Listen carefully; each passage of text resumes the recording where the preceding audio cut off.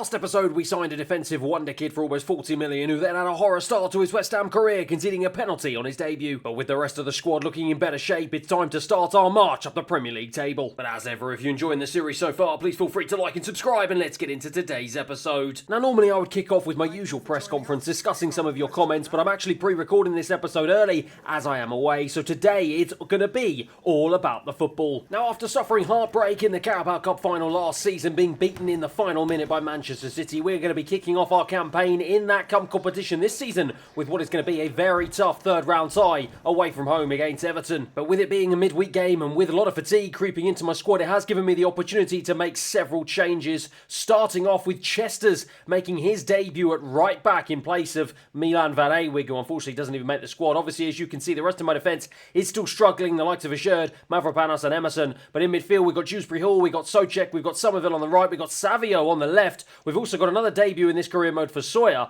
and he will play behind Antonio up front. It's going to be a very interesting tie here. It's a very tough one against Premier League opposition, but it is a real opportunity for some of my more fringe players to try and stake a claim in the starting 11, starting off with the young man Sawyer. He's done a brilliant job of winning it back high, driving into the box and forcing Pickford into an almighty save in the opening 5 minutes. Somerville now has it, plays it into Sawyer, who once again has picked up a really nice pocket of space in the hole behind the striker, plays it across to Savio, full of confidence now after scoring, but unfortunately it's through ball. Oh my word, it almost found its way to Dewsbury Hall. Everton a little bit lax there in defence. Emerson looks to go central, but instead finds Savio, finds a nice ball into Dewsbury Hall, who's playing a little bit higher here today. Antonio, the run was there from Sawyer, but he couldn't find him, and in the end Everton clear their lines once again. Chester's wins it back high this time. Antonio now round the corner into Somerville. It's been all West Ham United so far in the opening 20 minutes, but at the moment we haven't been able to break down what has been a very stubborn Everton defence. But Dewsbury Hall has the chance to do it, and this time he forces Pickford into a brilliant save. And it's going to be Savio, the Brazilian, who's going to take the resulting corner. Our first corner of the game, he's going to fling this one in, looking for the head of Dewsbury Hall. Doesn't manage to find him. Skov Olsen heads it away, only out as far as Savio. Sawyer, though, will pick it up on the edge of the box, tries to strike, blocked by Dele Alli, another corner. And once again, it's going to be Savio who's going to take it. And once again, I'm going to go with the tried and trusted tactic of flinging it in, looking for Dewsbury Hall this time. Does get his head on it, but it's not a good enough one. It goes out for a goal kick. Sawyer once again into Somerville. Everton haven't even really had any opportunity so far. They've barely even gone into my half as Chester picks it up on the right hand side. Unopposed, plays it into Sawyer. Sawyer around the corner into Dewsbury Hall. Everton just stepping off as no one challenging whatsoever. That low block though is proving very difficult to break down. Savio though is going to look to try and see if he can use his speed and creativity to do just that, and plays it into Sawyer. And on his West Ham debut in this career mode, he pops up with his first goal in a West Ham shirt, and my word, what a fantastic opener it was. Well, hot off the heels of his goal in the very last game, Savio showing exactly what he's going to be bringing to the West Ham party. Lovely little trick to get away from the defender and cut it back into the path of this man Sawyer. A lovely finish, much to Sean Dyche's disgust. 1-0. Souček coming deep, plays it out to Chester's on the right hand side, who's acquitted himself very well so far in the opening 45 minutes as Somerville now has it, and Somerville finds a ball into Dewsbury Hall. Acres of space here in this Everton midfield. They're just all over the place. Savio now has it, cuts it back this time in Antonio again, and he can only blast it against the defender. Somerville once again at the beginning of this second half as we look to try and start it off exactly the same way we finished the first, as Sawyer plays it back into Savio, cuts it back into Antonio, gets his strike all wrong, drags it wide. Chester's once again down the right hand side, plays a nice strong pass into Somerville, who's just jinking around trying to get away from a couple of challenges, but he feeds it back into Chester's. Nice ball back into Antonio. Antonio tried to play it through the lines into Dewsbury Hall, but it was well intercepted by the Everton midfield, and even though they've been really poor so far, somehow it still remains 1-0, and they are certainly going to be a threat on the counter-attack. But Somerville now has it once again on the right-hand side, plays it to the overlapping run of Chester's into Sawyer. Sawyer plays it into the path of Antonio, first time strike, fires it into the arms of Pickford, who just beats it away. More brilliant saves from the England number one. Emerson now into Savio yet again, tries to play it down the channel into Sawyer, but in the end he manages to win it back. He's going to try and use that pace to get away from the defenders, and he's doing just that. Pulls it back onto his right, it's blocked off. Is it going to go off for a corner? No, Truffert hacks that one clear, but Chester's will keep it alive. Everton have been so poor so far today, I can't quite believe it. I'm playing on world class, yet they are not reflecting that at all as it's played through, but Emerson is offside. Tarkowski for Everton, the first real opportunity that they've had, and it's taken them 75 minutes to get some form of controlled possession in this game, And finally, they managed to make a foray into my half here. We've got to keep our wits about us as McNeil plays it into Patterson. It's headed away, though, by the towering centre-back Ajerd. But Everton have got a free kick in a dangerous spot. And it's going to be Skov who's going to take it. At the moment, it looks like he's about to line up for a strike here, but he just dinks it into the box. Instead, it's played into McTominay. And Areola is forced into his first save of the game. We've got to keep our wits about us here, as we've got him given it away in a dangerous position. Skov now on his left, looking for an option, finds McTominay yet again. Lovely ball into the channel to Dwight McNeil. And Areola came out, but he didn't come out quick enough. And from absolutely nothing, Everton have managed to grab an equaliser. Well, we've battered Everton from pillar to post all game, but we haven't been able to find that extra cushion of a second goal, and it has come back to bite us. Lovely ball into Dwight McNeil, and only their second opportunity of the game. They take it with ease. 1-1. Well, it's so frustrating after being the better team and Everton being so poor. We've not been able to take advantage one bit. And now we've got to try and see if we can get ourselves back into the lead as Kudus has come on as a sub. Plays it into Dewsbury Hall, who tries to play it down the left-hand flank, but is intercepted by Patterson. And now have Everton got the bit between their teeth as Dewsbury Hall frantically tries to win it back. But Savio in the end is the man who does. Plays it into Antonio, who's just straight offside again. Souček also on as a sub. Plays it back out to Savio on the left-hand side. He's going to try and dink it over to Dewsbury Hall, who's made the run, but Patterson is equal to it. Once again, we are going to press high here. Patterson doesn't manage to keep hold of the ball. Dewsbury Hall does, though. Does he have any options? He's going to take on the strike himself. Pickford, though, with another flying save. We are now deep into stoppage time. This is going to be the last attack of the game. Savio to float the corner in, looking for Kudus. Doesn't manage to find him. Dewsbury Hall will get on the loose ball. Savio has it back on the left to float it back into the back post. It's headed away by the centre-back. Cardona gets his head on it. Somerville tries to. It's headed down as the referee blows for full time. And as you can see, that only means one thing. We go to penalties from leading the way in this game. Somehow we've thrown it away, and now we are really in a tricky spot as James Ward-Prowse is about to step up here.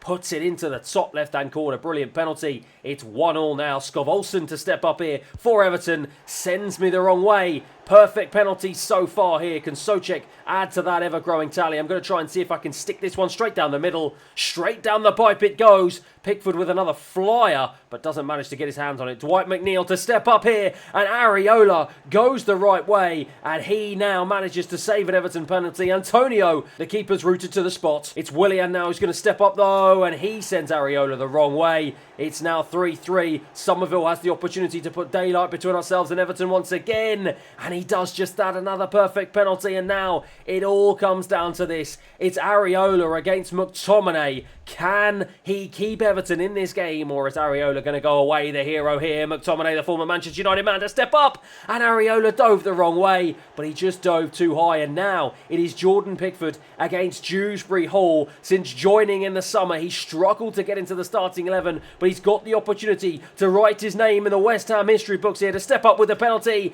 and he does just that. We win the penalty shootout against Everton, and it is a deserved win that sees us through to the next round of the Carabao Cup. It's a big win that keeps our dreams of our first trophy alive, but the squad certainly had to dig deep to pull that one out of the bag. One player, though, whom I was really impressed with was this man, Sawyer. At 21 years of age, he got his first start in a West Ham shirt on this career mode, and my word, he repaid my faith. A fantastic performance, especially in the first half, chipping in with his first goal. However, as you can see, with his contract up in 8 months and with him only being a 61 rated despite him being 21 years of age, I was thinking that I was just going to let him see him out. However, with performances like that, maybe I need to rethink some things. As you can see, I've just got his training plan unbalanced because I didn't really want to spend too much time on the young man. However, if I try and see if I can get him on a more tailored development plan, and with me moving James Ward-Prowse into a more central midfield position, leaving Eze as the only recognised central attacking midfielder at the club, perhaps I need to consider giving this young man a few more chances throughout the season. However, with us returning back to the Premier League and us only sitting 1 point behind Newcastle United in the fight for the Champions League spots, and our arch-rival Spurs leading the way after the opening 6 games. Despite him playing well against Everton, I think it might be a little bit too much to throw him right into the fire in our very next Premier League game, of course against our arch-rivals, the top of the table leading Spurs at the Tottenham Hotspur Stadium in what is going to be a titanic clash here in London. Two teams that will be absolutely desperate to take points off of each other. Let's see if we can be the ones to get the victory today. A big game though demands a return to my strongest starting 11, and that is why Areola keeps his place in goal. Van Aywig returns to the back, as does Diamande, and a heavily fatigued Mavropanos. Tierney starts on the left. James Ward-Prowse and Alvarez start in midfield with Jared Bowen, Eze and Kudos in behind. Gyökeres, who leads the line. Out to Kieran Tierney, who, as a former Arsenal player, I'm sure will be absolutely desperate to put in a very good performance here today, as James Ward-Prowse skips past a couple of challenges and plays a really nice ball into Kudos, who's just going to try and pick his spot into Eze, and Vicario with a brilliant one-handed flying save. Eze tried to get on the loose ball, but he just couldn't get there. But we keep the ball alive with James Ward-Prowse. This has been a really good start, and the Englishman fires from distance, and Vicario yet again with a fabulous stop. My word, two brilliant chances from James Ward-Prowse in the opening 10 minutes, and he's going to hopefully try and see if he can get an assist here as he throws it into the box. It's Romero who heads it clear. Kulusevski hacks that one away. Spurs, my word, really struggling in the opening 10 minutes here, but Son wins it back, plays it into Madison. Mavropanos, though, equal to it. Diamande tries to play it down the line, does play it down the line into Van Aywig, but Sarr intercepts really nicely, covering a lot of ground, just as he does in real life. Udogie now plays it forward, but he gets challenged by Eze after dwindling on the ball, and now Eze can try and throw it into the box, but he blocks it. It's another corner, and James Ward-Prowse, of course, yet again will be the man to take it, throws it back into the box, this time looking for Eze. Looping header from Kulusevski, anywhere will do from the Spurs wide man, and we will get our third corner of the game. James Ward-Prowse to throw it back in, this time looking to go to the edge of the box, and it's just Romero clears it away again. I thought Jared Bowen was going to be able to get on the end of that one, but now it's Madison leading the one-man charge here as Kulusevski comes across. Tierney can't get there ahead of him. Bentancur now, can he try and see if he can release it down the line? He holds the ball up long enough for Pedro Porro to join the attack here, and the young man can bring this one forward. He goes past Diamande, who once again is still struggling, and Areola, my word, almost made a real hash of that one. Pedro Porro almost sneaked it in inside the inside post, but we just about get away with one there. Mavropanos into Tierney. Tierney takes it round Kulusevski really nicely, and he's looking for someone up ahead of him, but he doesn't have too many options. Oh, I tried to play it through the channel, but that experience of Alaba just read it perfectly, and now he releases James Madison, the creativity hub for Spurs, plays it back to Udogie. Down the line now into Heung-min Son. Spurs playing some really nice football here, and Son is released yet again down this left-hand flank. He's got the beating of Diamande for pace, who once again seems to be really struggling in today. Pavlidis, though, is blocked off by his Greek compatriot Mavropanos, who does a really good job of defending. Romero now has it inside our half. Spurs have rode the early West Ham storm, and now they've managed to regain some composure in this game, but it's a brilliant challenge from Alvarez, and now Eze is released, and he plays a lovely ball over the top into Gyökeres, who can just knock that one down into his path. He doesn't have anyone in the boxes. He's the man who really should be in there. Jared Bowen, though, keeps it alive. He's blocked off. How is that not a penalty? I do not know. Spurs have got away with one there as the referee blows for half-time. Well, as we begin the second half here, it is end-to-end stuff here at the Tottenham Hotspur Stadium. Both teams looking likely to score every single time they go forward. But now it's Kulusevski who's going to try and do the damage for Spurs. Plays it into Madison, but Alvarez once again in the right place at the right time. Eze picks it up, and he's going to try and see if he can dance his way through this Spurs midfield. Brings it forward, Lovely driving run right through the heart of the Spurs midfield, and then it's a really poor ball. Vicario for Spurs to try and play this one out. It's a really poor ball. Van Aywig intercepts really nicely, plays it into Eze, who tries to loop this one back over to James Ward-Prowse with a big head, but once again, Vicario is equal to it, makes amends for her horrendous kick out. Kulusevski for Spurs now, though. It's 3-on-2 here at the back as we're frantically trying to get back, but it's a wonderful ball from the Swede into the path of James Madison, who plays in Pavlidis, who hacks it high and wide. It's Romero who has it for Spurs, plays it down the left-hand side into Udogie. Heung-min Son has come deep to try and collect and get himself involved in the game. Nice ball into Bentancur in the central midfield, though, and he turns around James Ward-Prowse really nicely. Madison's being frantically chased down by Alvarez, but Richarlison now on as a sub as Madison goes past Diamande again. Two players trying to get in on him. In the end, Souček on as a substitute manages to intercept,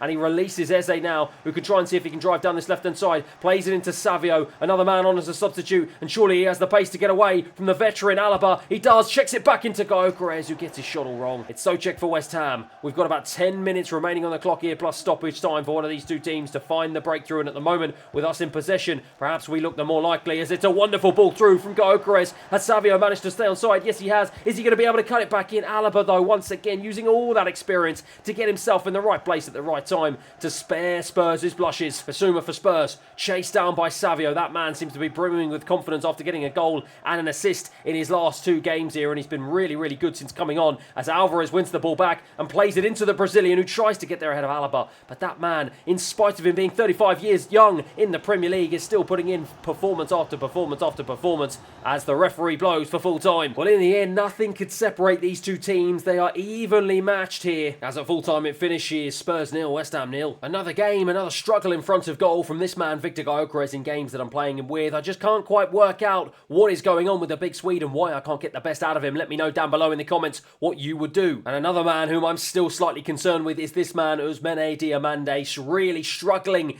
to get started in a West Ham shirt. He has gone up by 1 rating over to 80. Hopefully that will give him a bit more confidence, but it's been a really shaky start so far for the young man. In contrast to that, though, is the performances of this man, Savio. Yes, he did have a shaky start, much like Diomande is having at the moment, but he rode it out, and with a goal and an assist in his last 3 games, he came on against Spurs, and he really looked like a live wire, and if we were going to score, it was going to come through the excellence of the Brazilian. And so with that in mind, after only being able to secure a 2-2 draw away from home in the Europa League against St. Pat's, but managing to get back to winning ways courtesy of a 3-1 victory at home against Wolves, and after back-to-back victories, this time courtesy of a 2-0 away win against Fulham, and finishing off this run of games with another tough draw, this time away from home in the Europa League against FC Midtjylland, I think it's time to give the young Brazilian an opportunity to start for the first time in the Premier League, as we are heading over for a titanic clash at Anfield against a Liverpool team fighting for the title this season. It's going to be a huge ask to get the 3 points here today, but with it being a return to my usual starting 11, with the one exception being that man Savio coming back in, this is his moment to really show the West Ham travelling fans what he can do. It's Robertson who's going to take the throw, and he plays it back in the end to Vandenberg.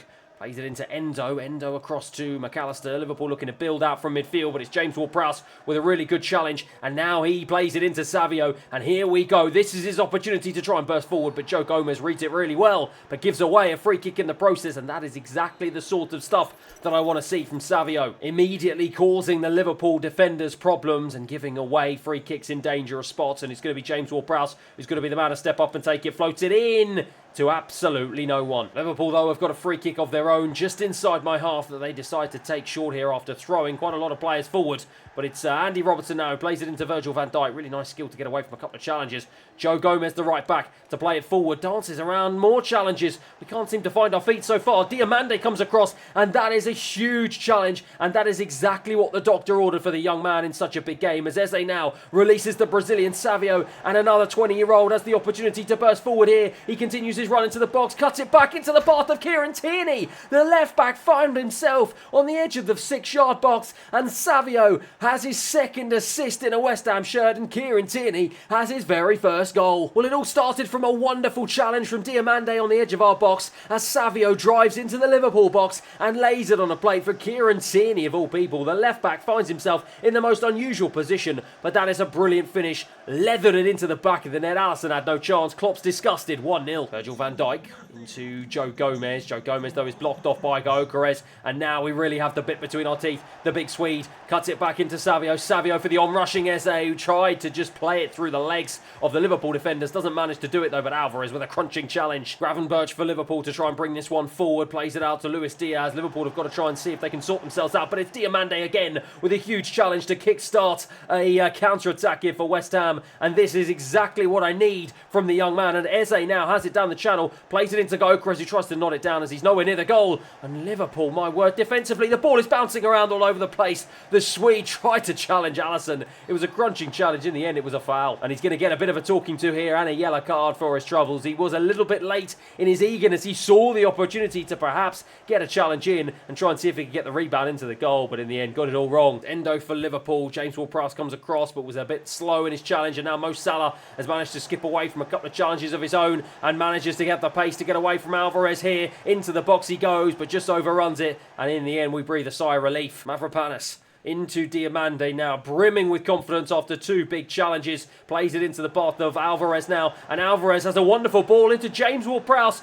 unmarked here, the Englishman, to put us 2-0 up, and he hits the post, and it falls right back into the path of Virgil van Dijk. We may not get too many opportunities like that one. We've got to take them. That is a big miss there. And oh, how different the start of the second half would have looked if James Ward-Prowse had buried that opportunity. Perhaps he just had a little bit too much time to think in front of goal, and he got it all all wrong, and I've just got to hope that is not going to be the momentum, the shot in the arm that Liverpool need to try and turn this game back around into Endo. Now, Liverpool starting off this second half much better. McAllister now has the ball out to Mo Salah on the left-hand side, skips away from a challenge. Areola forced into a save, and it's going to be Mo Salah who's just going to try and see if he can float this one into the box, as no short options are shown for him. It is into the box. It's Virgil van Dijk. In the end, manages to get his head on it, but just loops it over the bar. But Liverpool are getting closer. Mavropanos to bring this one away from the defence. Plays it into the goal scorer, Kieran Tierney. And Tierney now is going to try and see if he can find James Ward-Prowse, but it isn't a good enough ball. And Liverpool now are really starting to win the 50-50 battles and starting now to ramp up the pressure, as Virgil van Dijk, under a bit of pressure himself from Eze, manages to get away from it. Robertson, though, Liverpool playing out from the back beautifully. Eze, though, continues that pressure, but we can't win the ball back here. But Liverpool don't really know where to go with it. But Andy Robertson in the end showing that composure and that excellence, as Luis Diaz manages to dance his way round a couple of challenges, but not past the third challenge of Diamande, who's done brilliantly to win the ball back, and he's got the composure to keep hold of it here, and he's brilliant. This is absolutely fantastic from the young man. This is the sort of performance that I want to see for him. And now Van Ewig has the chance to bring this one forward, plays it into Eze, down the line into Jared Bowen. Jared Bowen can try and play this one across into Gyökeres, who was inches away from getting on the header, but Alisson just beat him to it. It's Luis Diaz now for Liverpool to bring this one forward. This is anyone's game to win here, as he tries to go past Diamande, but plays it into Szoboszlai. Szoboszlai now goes central, looking for McAllister on the edge of the box. This time, it's Mavropanos who comes clear. These two at the back have been absolute rocks so far for me, as Xavier